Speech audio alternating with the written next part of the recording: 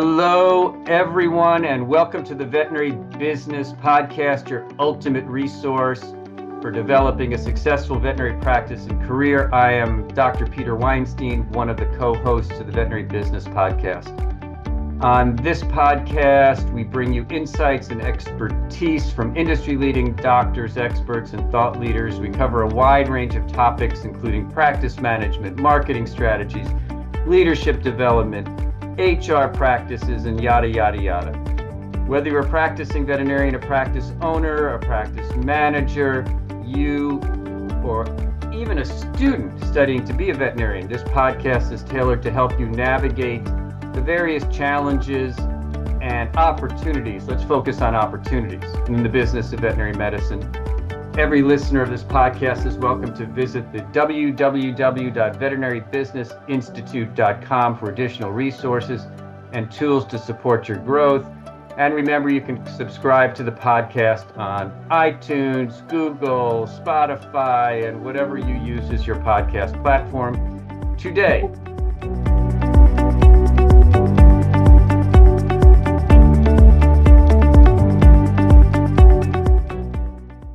drum roll. I am excited to welcome back Dr. Cody Creelman, veterinarian. Isn't that on Nat Geo or Animal Planet? Dr. Cody Creelman, veterinarian, YouTuber, CEO of Fen Vet. Cody and I had a wonderful conversation not that long ago. So our topic today is, well, welcome back, Cody. And so let's jump in. And it's great to have you again to continue our conversation. For those people who didn't listen to our first chat, why don't you give the 35,000-foot overview of who is Dr. Cody Creelman? A farm boy turned veterinarian who is passionate about the industry. Spent a decade as a cow vet, and now I'm having fun doing everything else. Well, you're no longer milking cows, so you're probably a little bit warmer because if I remember right, you were from some northern part of a province that sees more snow and more darkness than sunlight. So it's probably nice to be in Calgary. And so here we are. It's early in 2024. Are you one of those people who sets New Year's resolutions? And if so, what are you anticipating in the coming year, both for you and your family and your practice? So no. I'm not typically a resolutioner. It's not something that I think too much about, but I did sit down with one of my clinic's practice leaders recently, and we just kind of were having an impromptu conversation about the year to come. You know, we're still focused on growing our newest clinic to try to get it to capacity, you know, in a sustainable but rapid way, and then optimization of our mature hospital, and discussing like what does that mean? What does that term actually mean? When are we done? And of course, you're never truly done optimizing.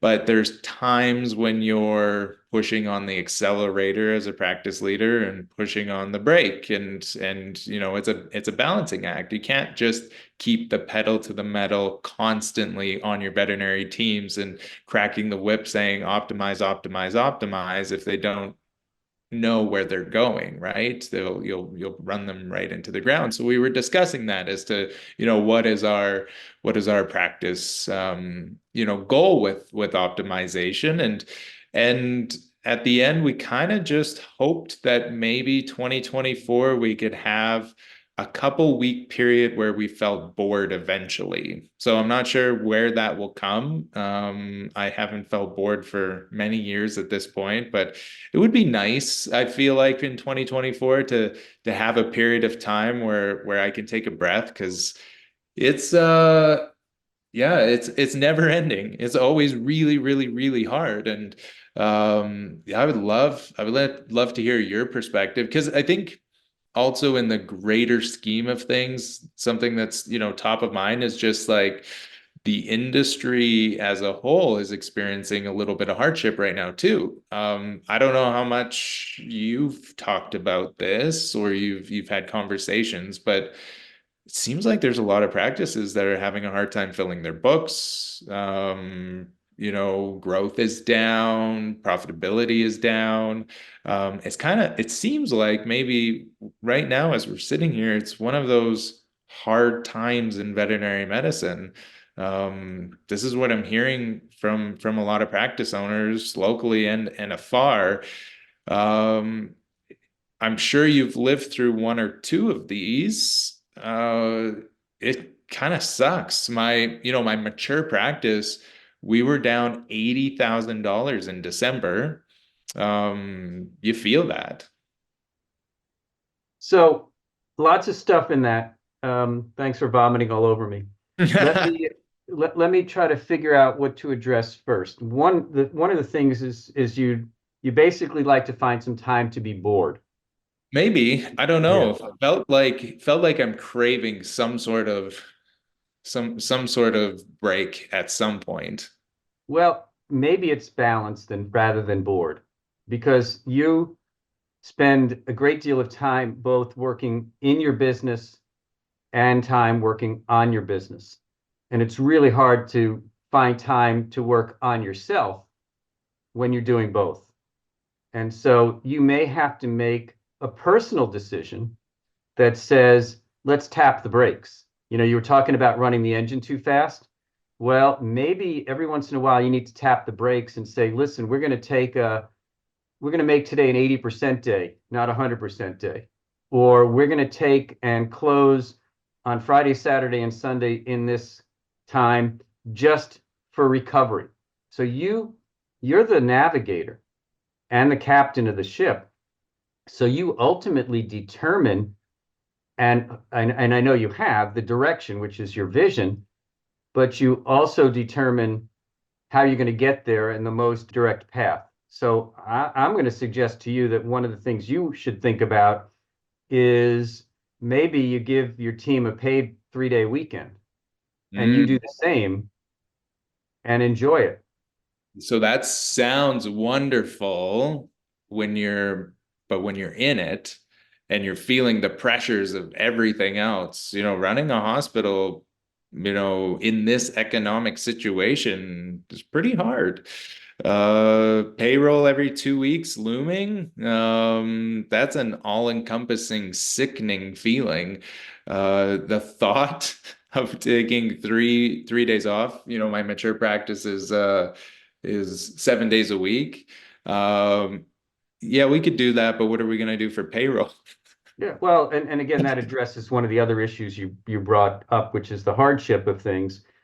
Um, the a colleague friend of mine who I'm working with uses the acronym SOP, not for standard operating procedure, but for systemize, optimize, and profitize. So the systems allow you to work on your business and deliver the optimal experience, which ultimately delivers the profit. Now, that's running the business and hopefully getting the engine to be, well, I know Tesla hasn't exactly been the best model for a self-running car, but that's really, correct me if I'm wrong, in a perfect world, Fen Vet is on autopilot, and you're not quite there yet. No, absolutely not. And that's a function of my own choice for building another clinic and another clinic, right? It would be on autopilot if it was just one clinic. It's the things that I pile on top of. We're currently building out an equine hospital. That's where the resources are going right now to build a theriogenology and equine medicine hospital that launches in March. So then you feel like you got to keep the pedal to the metal so you can get that paid for. And they're all of that is by my own doing for sure. Yeah, so you're a masochist, like many of us from that standpoint. So, but the practices themselves are not quite into autopilot yet. Let's talk about small animal clinical practices. They're not on autopilot yet. And that's part of it because you've got all of these things that still need to be manipulated while you're doing other things that are just getting started. So you're really the chef in the kitchen with all of these different meals being cooked by yourself without a sous chef or without waiters and waitresses. So you're really running the restaurant as a solo restaurant in many ways. Yeah, maybe. I guess to some extent, in with that analogy, I have amazing practice leaders, amazing leaders throughout the rest of the team. Um, so yes, I have a lot of help. I'm very grateful to have that, but as the only person who has it all on the line, for sure, right? Yeah. There's no other, and I prefer that because I'm my best self when I'm doing that, right? I'm able to not shirk responsibility, to work my most efficient, to work my hardest when it's all on me. But that's hard. That's hard to do. Well, you're your best friend and your worst enemy all at the same time, aren't you? For sure. Absolutely. So let's talk about the current economic environment that you mentioned as well. I'm not sure we're slowing down as much as normalizing. And we've had a conversation where we talked about the impact of COVID and getting everybody ramped up. I mean, everybody was running their engine in the red, so to speak. If we had gone through normal growth since 2020 instead of the escalated growth, would we be saying that we're slowing down, or would we be saying, well, this is just the way it's been for the last 3, 5, 10 years? Because I think what many practices are feeling is that now the car is starting to normalize. It's not running as hot, but we're so used to having been running hot that it's strange to not be super busy. So is super busy the right method? Is somewhat busy the right method, or is not busy? Not busy is never the right method, but are we normalizing back to where we were in 2020, or are we really starting to take and slip backwards to an economic situation that is of concern? Because we do know nationally, at least in the United States, I haven't seen a lot of Canadian numbers, but the number of transactions has been slipping for the last 2 years. Revenue continues to climb, most likely built upon fee increases, not seeing more people. And revenue's up, transactions are down, and concurrently, profitability is down because the cost of payroll has gone up significantly and the cost of goods has gone up significantly. So are we truly seeing a decrease in people? Are people saying no to our estimates more often? Is this an economic or is it a normalization? Are we righting the ship back to where it should have been? Or are we dealing with a greater crisis? And I don't have an answer for that, but I'd love your take on it. Yeah. Well, definitely you could draw a straight line across from where the trajectory we were heading on. Um, take out in 2019, take out the boom part and then draw that ruler on an average growth level. And that's exactly where we're at, right? Like, so there was the boom, up, down, perfectly on track again.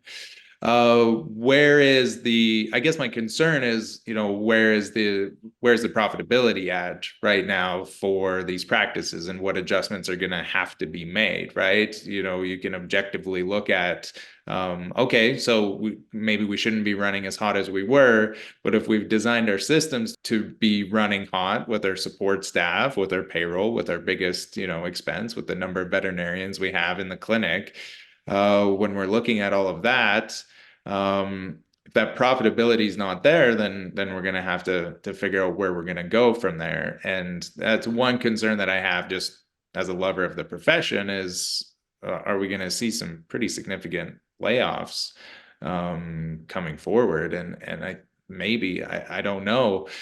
Um, is it more expensive to run in this environment? For sure. We've had to do some pretty significant cost of living increases. I know, the interest on my bank loans are pretty steep right now. Everybody who has, has been leveraged, is feeling that. So all that money's kind of just going that direction. So what corrections are going to have to be made? What has our forefathers done in the past? What did it look like in '08? What did it look like, in the late '80s? It's interesting to watch. I think that it is a new normal. I think people are still spending money on their pets. I think they're foregoing some wellness stuff. I think they're still paying for sick. The fee increase, that's an interesting conversation too, right? Like, I, this is all I do all day long, and sometimes I look at the fees and I'm scratching my head. I don't know what to think of them, right? You look at the fees that human medicine is charging for some of the same things that we're doing. We're 1% of the cost of that. But when you look at how much veterinary fees have increased over the decade, who's steering the ship? Well, veterinary inflation is higher than pet product inflation, which is higher than the consumer price index. So our fees have gone up at a much higher rate than other pet related and also other businesses from that standpoint. And a lot of that has to do with the significant escalation in salaries that occurred. And then, of course, the cost of goods being. But what happens is the response is you increase your fees. Now, during the pandemic, people had liquid income. They weren't taking vacations and they weren't going anywhere. And so there was some cash. Now that things have normalized, having been on enough airplanes and hotels recently, there are people out spending money. And so now the money that they might have spent on their pet is being balanced with other spend. And so I do think we're dealing with pushback from that standpoint, and also an inflationary world that pet owners are beginning to become resistant to. It's hard. I mean, I have a dog. I don't own a veterinary hospital, so I pay for veterinary care, and it's not inexpensive. But there's a very large population, and I'm sure it's the same in Alberta as it is in Los Angeles, of pet owners who love their pet but can't afford the $6,000 cruise ship or can't afford $3,500 overnight hospitalization. And so do those rates reflect just inflation? Do they reflect veterinary care? And we have to recognize, and I think we've talked about this, but we have to recognize that veterinary medicine is a service industry, and we are competing for the discretionary dollars of pet owners that include vacations and Air Jordans, et cetera. And so what's going to happen as pet owners start to push back more and more? How are we going to be able to take care of the average pet owner's pet as we continue to increase prices and pet owners push back? I mean, that's what I think is going on right now, is we've reacted appropriately to our costs, but not to our clients. How would you like to see me as a member of the profession and an owner of a practice, and the veterinary medical provider of 12,000 for 12,000 people in my community? How should I approach my fees and my fee increases and my fee decreases? Yeah, I mean, it's a great question, and some of it is based upon expenses, some of it's based upon efficiencies. I do think we have a relatively inefficient business model, and we've talked about how can we utilize our technicians to the ultimate degree to maybe provide lower cost services to our clients, wellness services, for example, and allow the doctors to do the medically based services so that pet owners don't have a $400 wellness visit, they have a $140 wellness visit. I think it's really interesting because we have huge overheads too. I mean, I have not seen your facility, but you've got huge overheads that you're paying for. And so you have to look at the efficient utilization of your space. Is it always generating income? Because any place that's not generating income, you're losing money. If you're not in surgery right now and your surgery is empty, it's not generating income, but you're still paying for it. Same thing with your lab, same thing with radiology. So fortunately, you've got a multi-doctor facility, but think of the single doctor practices that are in 2,000 square feet, and all they're using is an exam room or treatment or surgery, and they have to pay for 100% of their physical plant. You also have inventory that's sitting around collecting dust, and if it's not turning, it's burning a hole in your checkbook. So are there ways to improve efficiencies? IDEX came out with a great report last year about the need to improve our efficiencies. AVMA has done some studies that indicate that the vast majority of veterinary practices are working at about 50 to 60% of the efficiencies that could be there. When you increase your efficiencies, you can generate higher productivity, be more effective, and be more profitable. And so there's a lot of moving parts that go into this conversation. You're very fortunate. You are probably focused on every molecule as it moves through your practice. As I said, you spend a lot of time both working in and working on. But if we're going to start to be able to address some of the challenges, can we do it with fewer people? Can we do it with lower inventory? Can we make sure that we are using our physical plants from an optimal standpoint? And can we do so and meet the needs of our clients, who I'm sure you have a very diverse clientele that range from those who can afford anything to those who barely can are scraping by. Yeah. No, absolutely. We do. I would say our efficiencies are pretty good when you compare the industry average. I got a vet sitting in dentistry right now doing 2 dentals this morning. So that's great. 2 dentals ready to go. We've got 1 vet standing in surgery. We've got 1 vet who's got, 3 exam rooms filled right now. But there still is a lot, the industry still has a long ways to go. I still have a long ways to go in terms of those types of things. I have not explored having technologists do wellness appointments at a cheaper cost. They do wellness appointments, but it's the same cost because I think that they provide the same level of value as a veterinarian. I don't think there is a difference. I think a well-trained technologist in a wellness appointment is providing the same level of care, service, value to that customer. So it costs $118 to get a wellness exam and 1 vaccine. I always include 1 vaccine in my wellness is that, so I think we're fairly priced, but when you look at this, so let's say I have good efficiencies and I'm going to increase my fees. I typically try to increase my fees 4 times a year. Sometimes it's a moving target in terms of like, sometimes we're just sitting around saying, what's it going to be? 2%, 4%, 5%? There's not a lot of advanced math that goes into it sometimes, but we're looking at our ABVMA fee guides. We're looking at the local marketplace. We're doing all the things that any business owner would do when they're setting the price of anything, whether it's widgets or ice cream or tires, you do that. But or do you truly just look at all of your numbers and put in 20% profitability and set your fees based off of that? Because I don't know what my fees would look like if I did that. It would be, I think we need to start to retro and work from profitability back.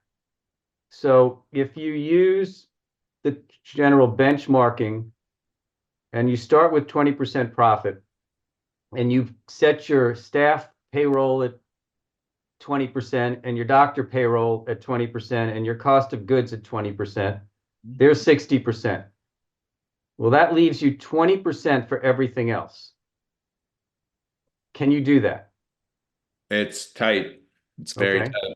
So if you can generate more income through your technicians and your doctors without paying them more, in other words, they're charging more or seeing more, because remember, it's earns or turns, right? You can either earn more per visit or you can see more people.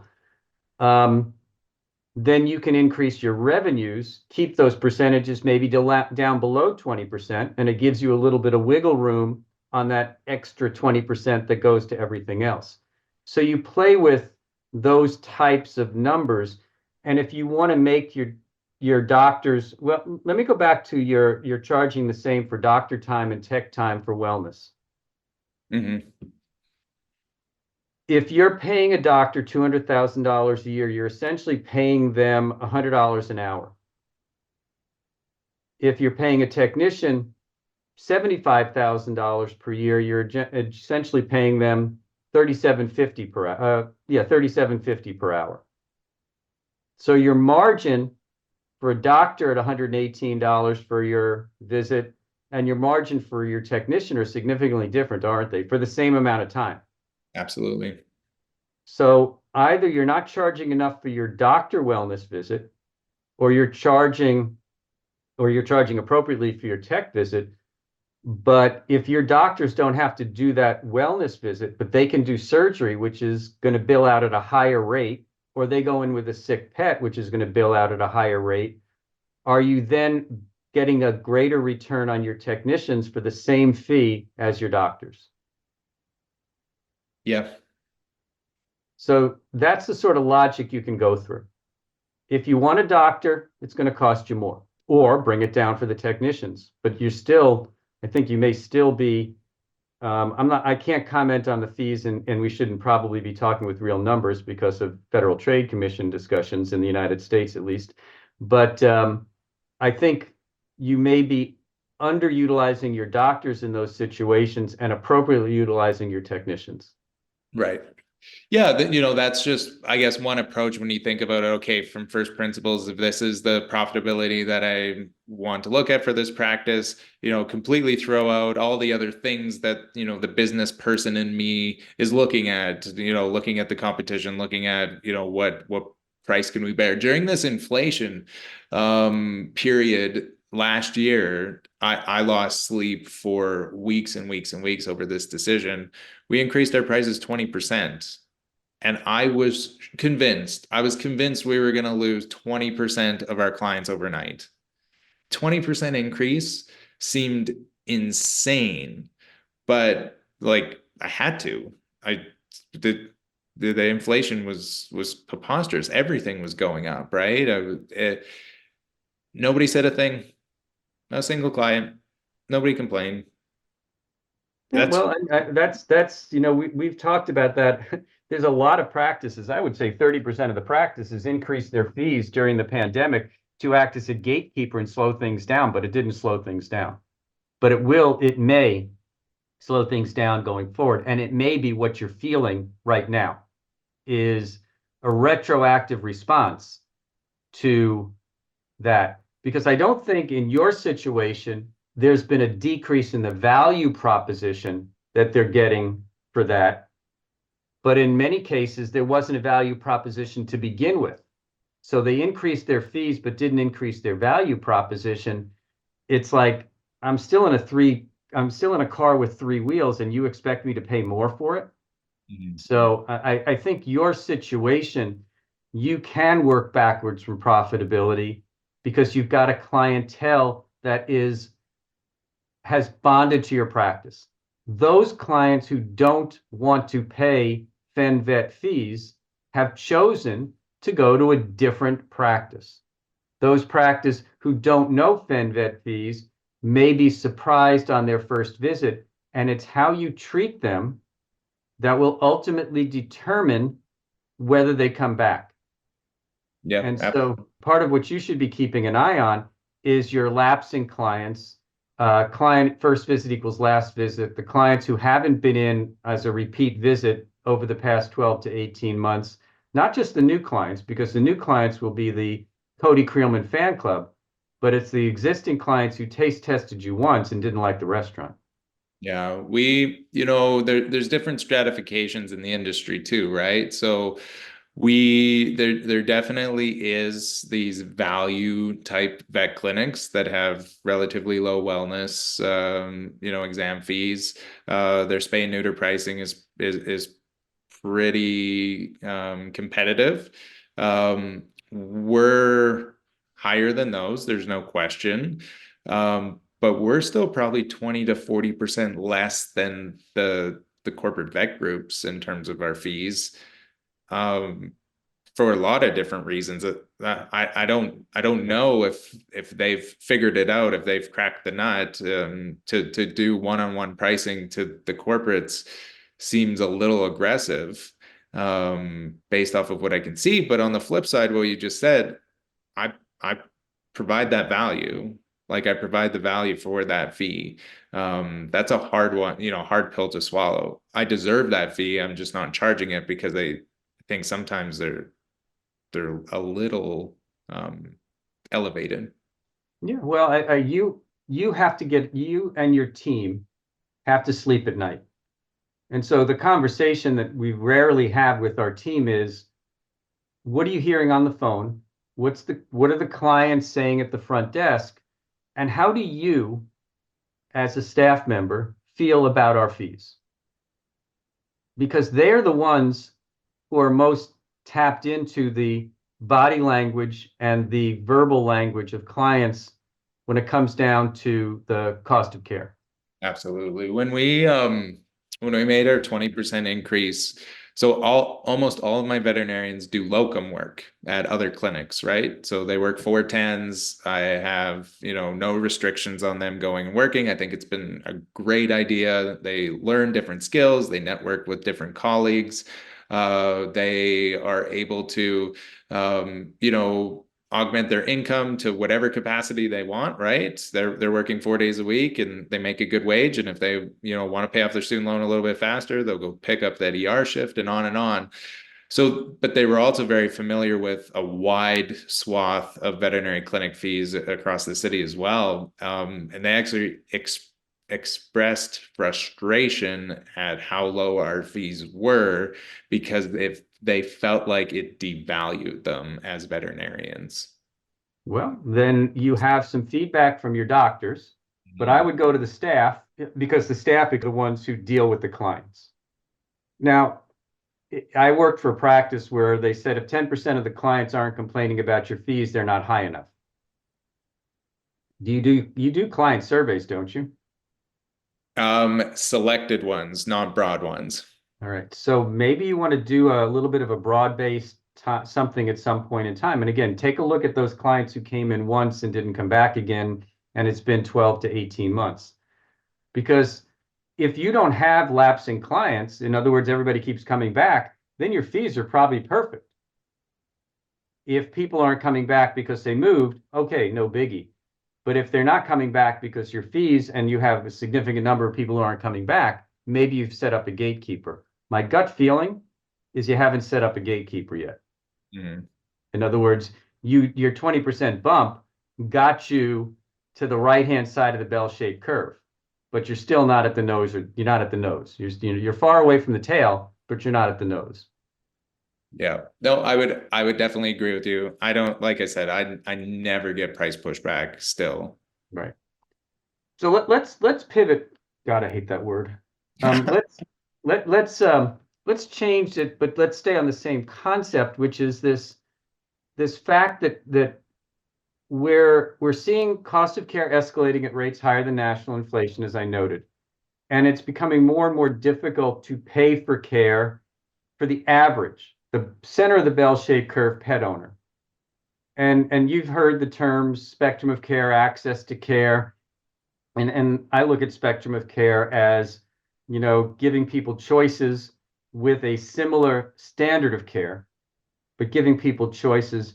And then you and I have, or well, I'll give you credit. You came up with the concept of values-based care and the new gold standard definition. So let's talk about a value proposition of care that is not based on anything more than what the pet needs and what the client can afford. How do we start to move in that direction, recognizing all of the variables that go into the conversation, including state, or in your case, provincial regulatory boards who kind of define that standard? So how do we provide the bronze and silver instead of just the gold, and still be affordable, take care of the pet, and you know where I'm going with this. Yeah, so I think it's important. Of course, you and I know it, but just to define that gold standard definition, right? So offering a customer the best, in quotes, best potential option. So, for example, a dog comes in limping, right hind lameness, there's some swelling over the stifle, and you say, I'm thinking this is potentially a cranial cruciate ligament tear. The gold standard option for you now, client, is for me to refer this dog to a board certified orthopedic surgeon. Here you go. Here's your form. I've now referred that. That's considered gold standard, and that's what a lot of clinics do. It's if you can't provide the best level of care, then you refer out. Um, that is the most expensive option as well, for obvious reasons, right? That includes, the best trained, the best diagnostics, on and on and on. But then it's very easy, I guess, for me in my practice to say, okay, that's the gold standard option. And here's the next option. And then here's the next option. And here's the next option. And here's the next option. And I don't even know where you're at in terms of your ability to pursue that option or that. I'm just giving you all the options. I'm giving you all the levels. I'm not making any sort of preconceived notions. There is times where we've trained our client care team to talk to customers about what's your budget up front. Like, okay, your dog's got a coming in with inappropriate urination. Do you guys have a budget that I can tell the doctor about? And then we know what we're working with. And most of the time it's high. They're like, I don't know, $1,000. And we're like, great, we're gonna have your cat all fixed up for 300. So offering that level of care just seems so natural, but it's so very an integrated part of our practice. It's all we do all day long. We offer best approach, and then the next and the next and the next and the next, and we continue to educate and inform the client until they can find a solution that works best for them. For the people that don't have anything, who walk in and tell us, I have $50, please help me. We then just pull all the levers to be able to help them, whether or not that's scratch pay or an internal financing. Is it, different grants? Is it rescues? We work with customers all day long to give them an option. That's values based versus gold standard. And I don't know where we went. I think that's how they used to do it back at the dawn of the profession. We could do this, or we could do this, or we can do this. Which one do you want? My opinion with the VMAs is, as long as I'm recording that appropriately, that shouldn't be a problem. Gold standard was offered, and the next level was offered, and this is what the client could do. That's not me practicing bad medicine. I've just practiced the best possible medicine. Medicine isn't necessarily doing something physical to fix that animal. It's providing, that's the art. It's providing a lot of different options, which is better than nothing, right? Because the alternative is gold standard or nothing. This is what we're seeing, in my opinion, at times, high rates of euthanasia at some of these gold standard clinics. It's one way or nothing. Yeah, and having been there at the dawn of civilization, if you've watched the beginning of 2001, A Space Odyssey, I was one of those monkeys. Um, maybe I was Noah, I don't recall. But there has been kind of a change. And when I was in practice, we tended to lean towards the gold level until we got some pushback. It sounds like you're not necessarily waiting for the pushback, you're giving them multiple menu items. Instead of having a price fixed menu, you've got a buffet. Mhm. And so many practices don't have a buffet, or they only bring the buffet out when the client says, well, I don't want everything on the price fixed menu. And so I hate to keep going back to the restaurant industry, but it just seems to be a good analogy. So the interesting question that you ask, and it's one that would have made me and made my staff very uncomfortable, is that budget question. So is that something that you've got scripted with your people up front, or is it only used at specific times? Do you do it in the exam room? Is it on the welcome to the practice form? I'm just curious as to where you integrate so what's your budget for today, Mrs. Jones? Yeah, so it's in the sick appointments, right? New patient, new client, where we just don't have, a full understanding of their situation or their context. We felt the same way too. When we were first presented with the idea, we had done a group-wide communications course with a registered veterinary technologist who does nothing but, team communications, continuing education, and she had suggested it and we had tried it and we found that it was actually pretty rewarding. So, we're not asking it every time when it's a regular customer and we understand their specific situation and we have a relationship with them. But for somebody that's coming in, it can really help alleviate some of their fear and anxiety as well, knowing that like they're not waiting for a bomb to drop. We're already having the conversation of like, okay, so, doctor's going to come in.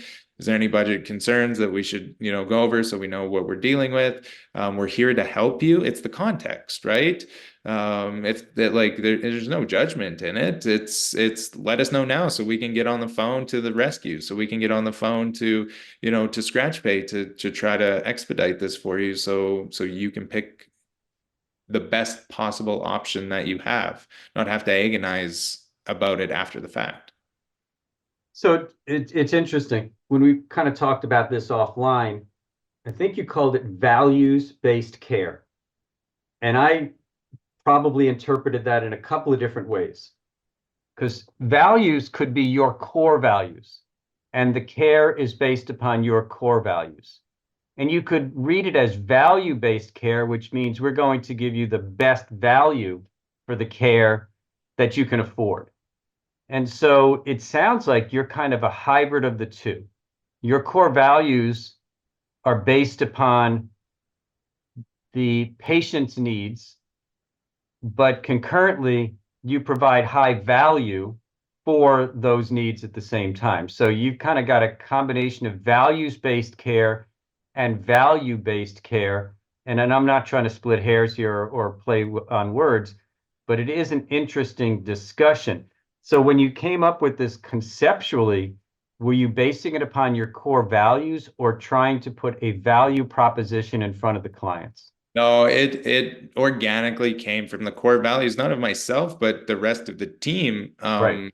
Interestingly, the founding team, all but one, came from a mixed animal rural background. And it's just what we've done our whole lives.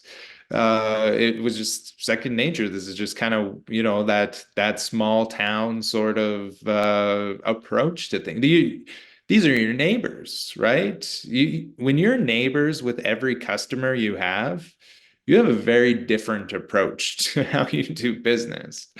So same thing, right? It naturally, organically came together that we were going to provide, based off of our own values, a value proposition for the customer under the umbrella that any care is better than no care.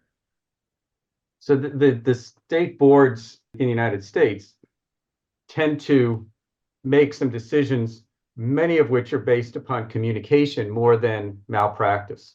Mm-hmm. And so I have to assume that you have a team that has exquisite skills in communication, because it is very difficult to explain why you didn't offer option C first, and you went right to option A. And it's also very difficult for many people to ask about the budget side of things. So I want to just dive into a different discussion for just a minute, which is how much time do you spend creating scripts or talking about communication or role playing? Or is it just the fact that you've got a whole bunch of Canadians working for you who are way nicer than Americans? Sorry Uh, to my American colleagues.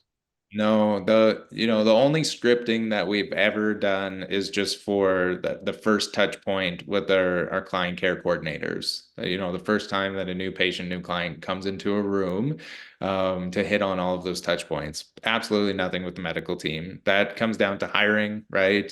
Constant communication, one-on-ones, checking in, we talk about this stuff all the time, but there's nothing specific dedicated, right? It's hiring the right people, making sure they're in alignment with your mission, and your core values, your strategies. It The people already knew how to do this. Do you so you've got you have a process for hiring the right people. In Mhm. other words, you have to have more than a pulse and can fog a mirror to be able to work for you. It's pretty competitive. Okay. Because you have people who are interested in working for you. Yes. So what would you say give as a message to other veterinarians so um, that they could learn how to do a better job and be an employer of choice instead of an employer of chance? Yeah. I I don't know if people ever think about how big of a long game talent acquisition actually is. Um, I've been, in effect, I've been trying to acquire my next veterinarian for essentially a decade in terms of my actions, right? In terms of my storytelling, in terms of the content that I put out there, in terms of the networks. The most recent veterinarian that I hired, she was a veterinary student of mine, oh God, 7 years ago, right? She came to my practice because I had a social media presence. So she knew about the practice. She came to my practice because one time I struck up a conversation with her dad at a gas station, because that's just who I am. And his daughter was in vet school, and he was so excited for her to graduate.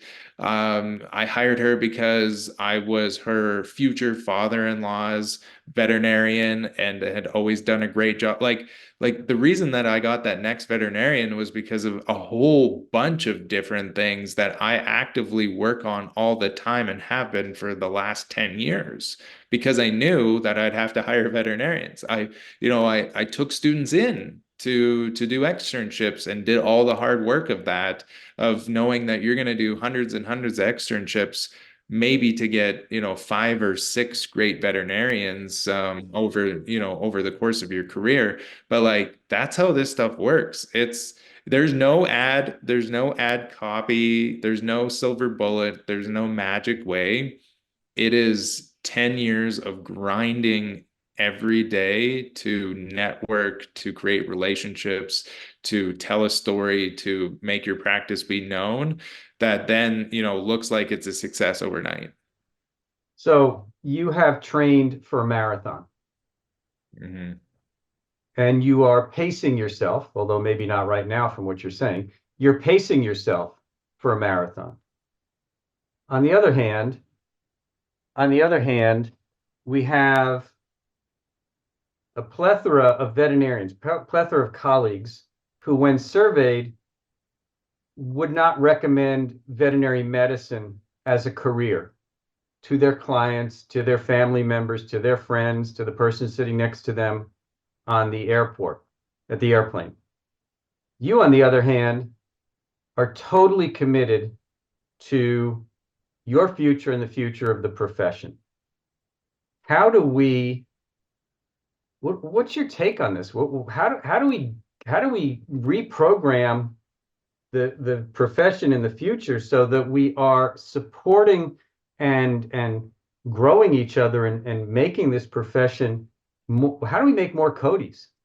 I don't know that, but I love thinking about this veterinarians recommending to people to be veterinarians, right? And just as a thought experiment, I've always found it, you don't realize it when you're in vet school and you graduate, but like how insane is it that us at 16 years old, 17 years old, 3 years old, 14 years old, decided we knew what career we wanted. And then we do this really hard thing that takes us 8 years to do. And then we're in the profession and some of us realize we don't like this specific thing we thought that we would like to do, but we stay in it because we feel like we're too far in. We're too deep. We've invested too much money, too much time. This is who our identity is. Sometimes I'm surprised it's not more. Like I'm surprised that we don't have people quitting veterinary medicine after 2 or 3 years in droves. It seems like that's what would be expected. How would you know what this job is supposed to be, right? I had no idea. I just got lucky that I liked it. Uh, that's all that it was.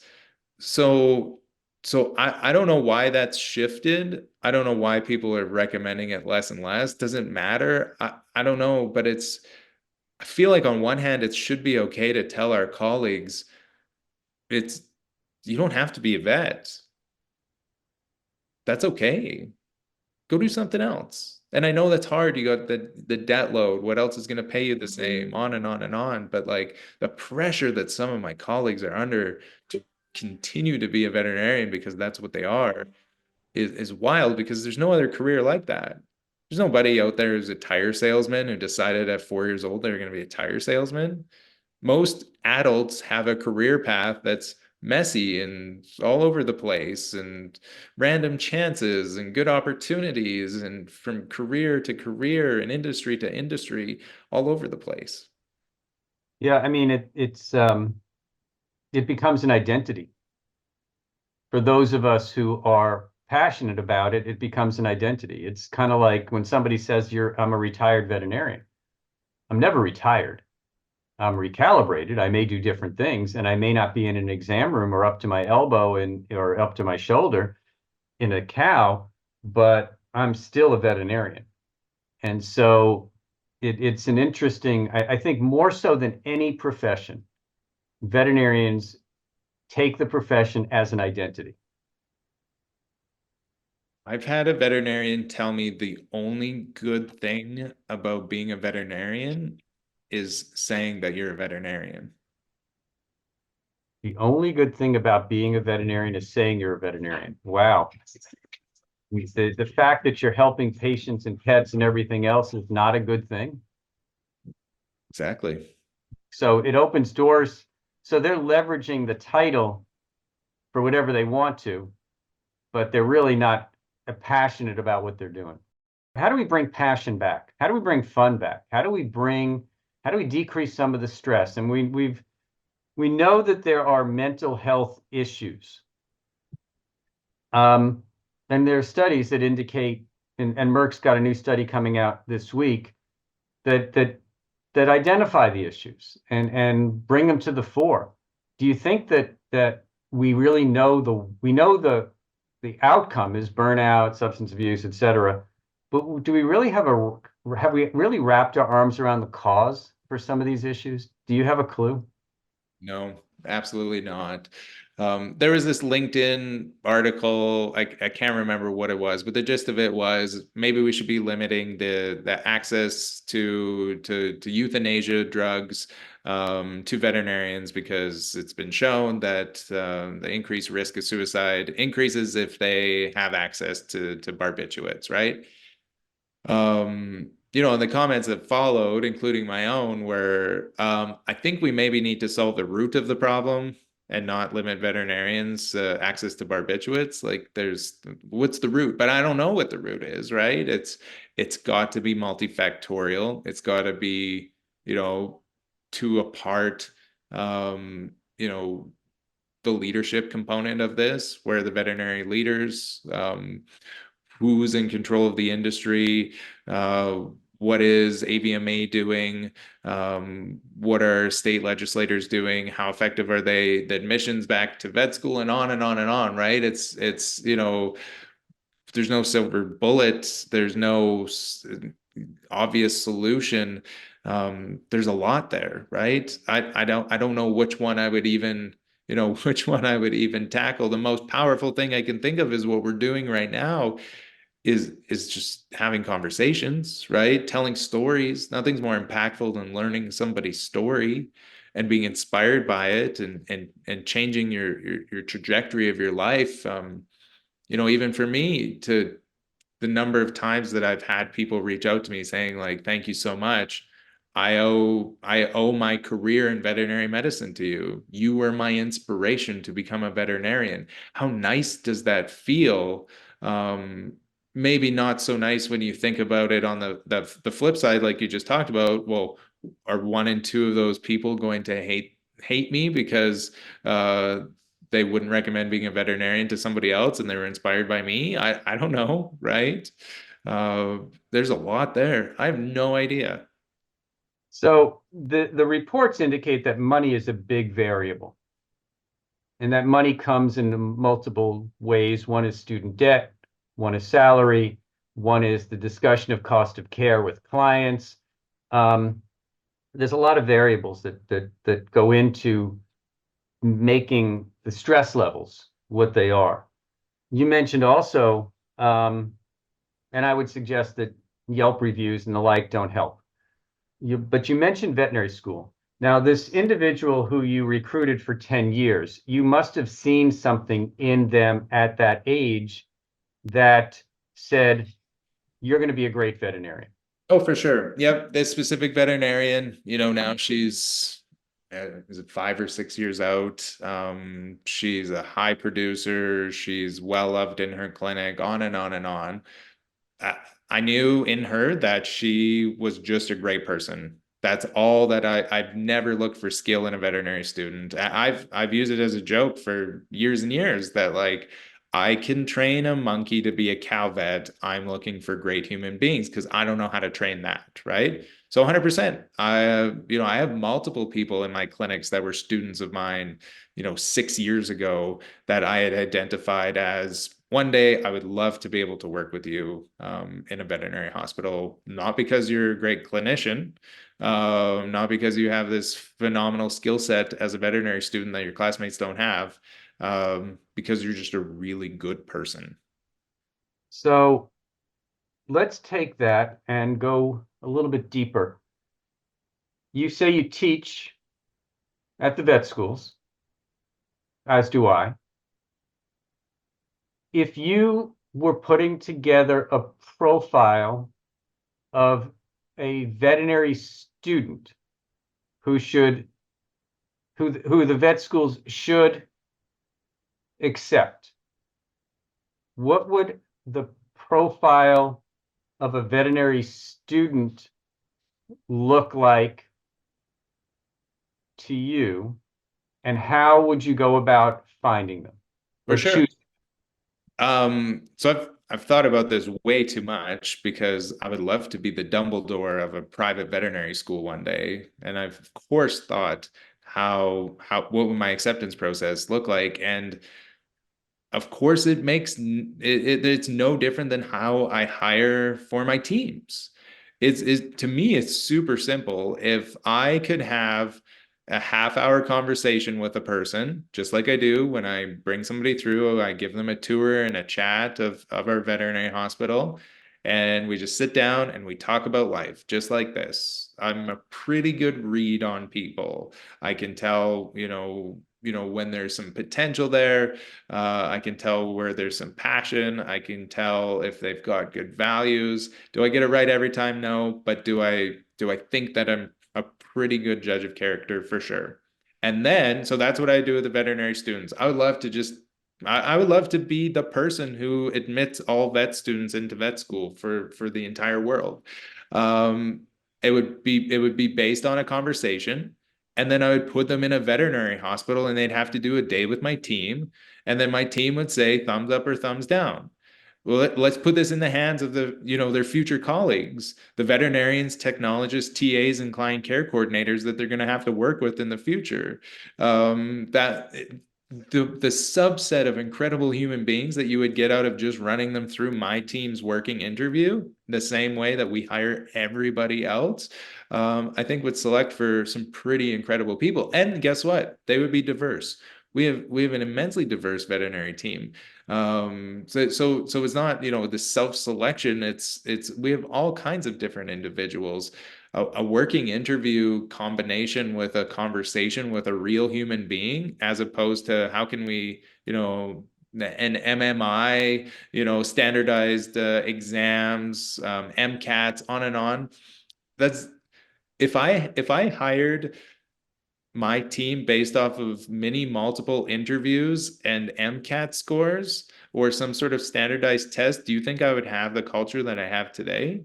No, and you wouldn't have as much hair. It would be a disaster. But that's the system that we expect to get the output of veterinarians on the outside. And I get why it's maybe I don't get why. I guess I could get the arguments as to why it is the way that it is, right? It's they're trying to standardize it, they're trying to scale it, right? But like sometimes we need to do really hard things, and not everything scales into these nice, neat boxes. So you've never hired a Voldemort, huh? No, I'm not even saying that. The team makes mistakes, I make mistakes, but I think our track record is a lot better than if we did it any other way. What's the likelihood your kids are going to become veterinarians? I don't know.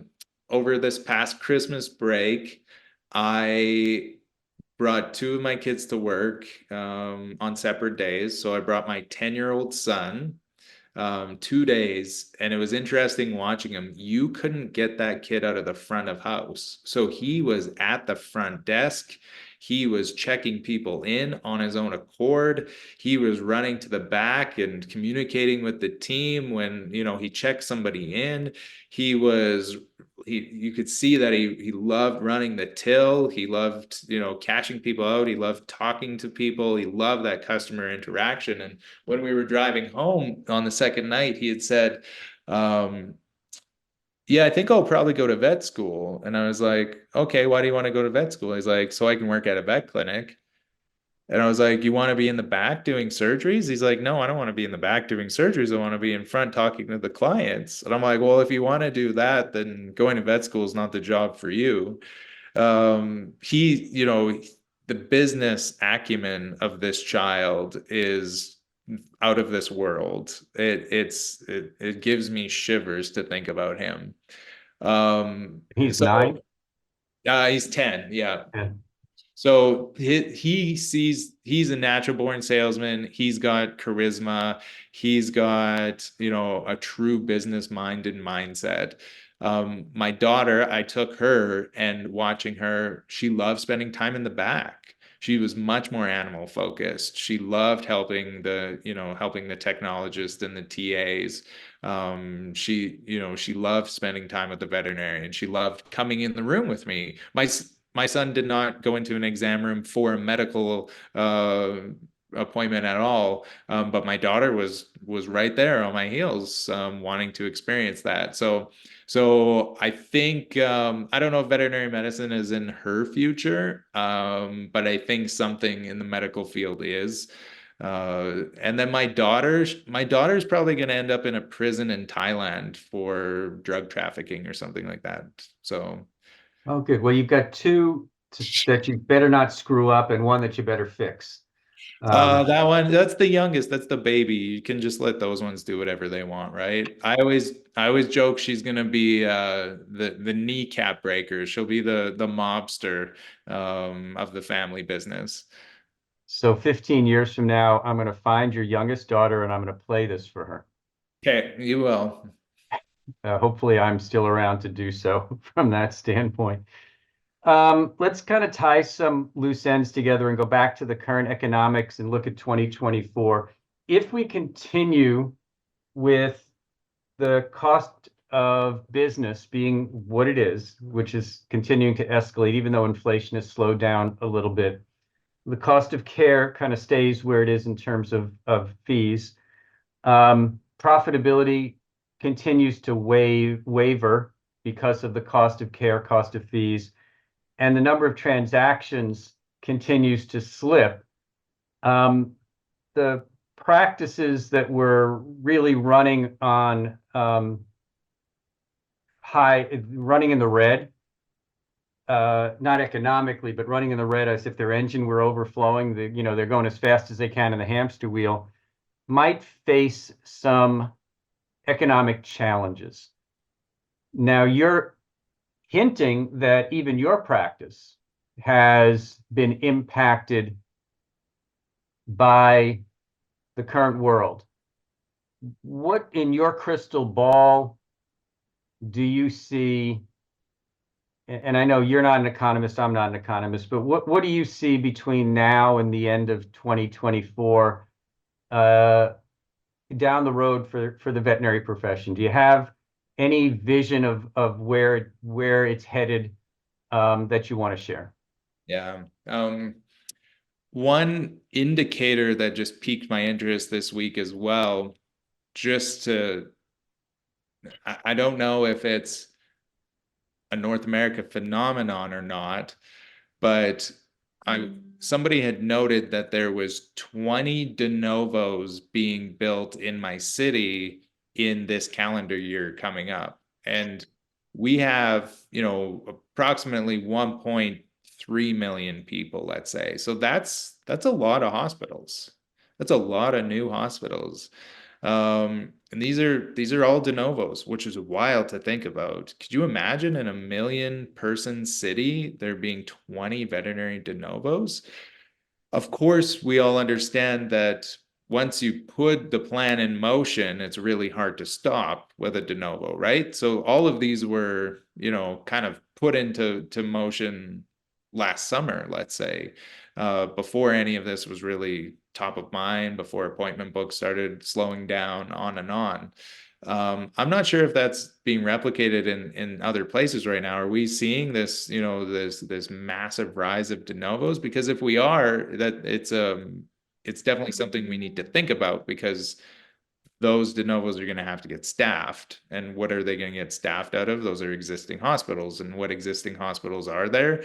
These are the 1 and 2 doctor practices, and these are the corporates. These are, the majority of what we have. So what I think is going to happen is I think we're going to see some veterinary groups consolidate practices. I think we're going to see some practices close that have been underperformers. I think we're going to see layoffs. I think we're going to see more layoffs of veterinary technologists and veterinarians. I think we're going to see practices close. And also, I'm predicting for this year either a veterinary group bankruptcy or massive sell-off. I just don't see how it's not possible with the amount of leveraged debt some of these groups got themselves into. I think we're going to see kind of some of the real world right now. Do I think, to go all the way to the top level, do I think we're going to see NVA IPO this year? It's possible. It's an interesting time to do it for all the reasons above mentioned, but to go right through all the way to, are we going to see some IPOs in the veterinary space? Maybe, but I wouldn't be shocked if we're going to see 100 or 300 clinic practice group sell off its assets. I'm going to leave that alone because you and I both have a friend who is part of a 300 practice asset group, and we'll just leave that baby alone, except to say my summary of that is be uncomfortable, because that's what we are. It's a very uncertain time. I do think that we're in an inflection point right now of where this profession is going to head over the next 18 months to 2 years. And I think it's up to the independent hospitals. I think it's up to the veterinarians either independent or corporate, to control their own destiny. And I truly encourage everybody to pay attention to what's going on around them and to share their voice so that they are a victor and not a victim. Because I do think that we need to have a collective voice as veterinarians in your local, state, national associations about controlling our own future. And whether you do that by doing a de novo or buying an existing practice or having a voice on some of the legislative and regulatory side of things, I think being quiet is not what we need right now from that standpoint. And that's hard. I love it. Let's reflect how hard that is though, Peter, right? Like we're putting ourselves out publicly with conversations and it leads to some uncomfortable moments. It makes you second guess and question having a voice sometimes, right? No, I think as long as you note that it is your thoughts or your opinion, I think, and I do another podcast, as you may know, entitled Courageous Conversations. And I think that's what we need to have. I think I need to get a new voice. But I do think these conversations at the grassroots level, whether it's 2, 5, 10, 20, lets people know that we're all in this together. I think in many cases, and we're fully aware of the introvert personality of many veterinarians, we isolate ourselves.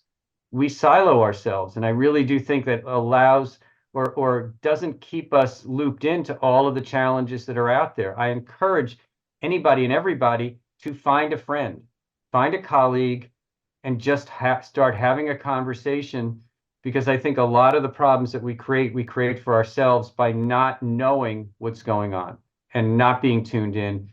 And we become, it's like the phone calls that you get that said, well, when did that law change? 5 years ago. You know, got to be looped in. You got to keep your ear to the ground and know what's going on.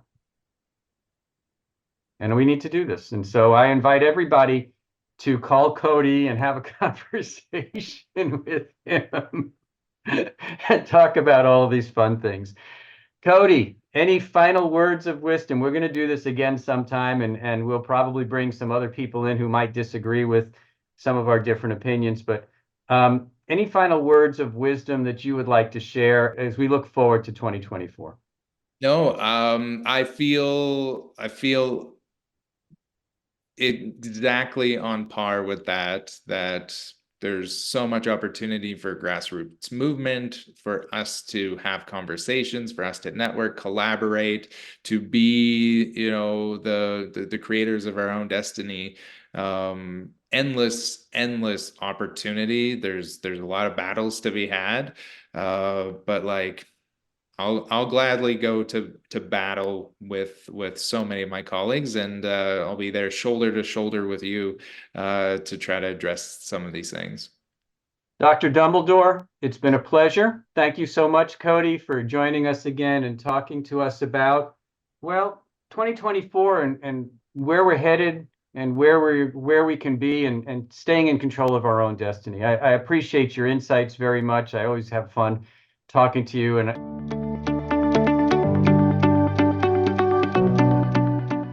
I want to thank our listeners. We appreciate each and every one of you, and we can't do this without you. We'd love to get some of your feedback as well. If you like our podcast, share it with your colleagues and friends on social media. Don't forget to leave a review on your favorite podcast platform, because your reviews help me and others with some ideas. They also help other doctors and practice owners to find us. Until next time, keep striving for excellence and making a positive impact. Let's make this a positive year in the lives of your patients, your pet parents, your colleagues, and the profession. And I wish you all an amazing year ahead. Thank you.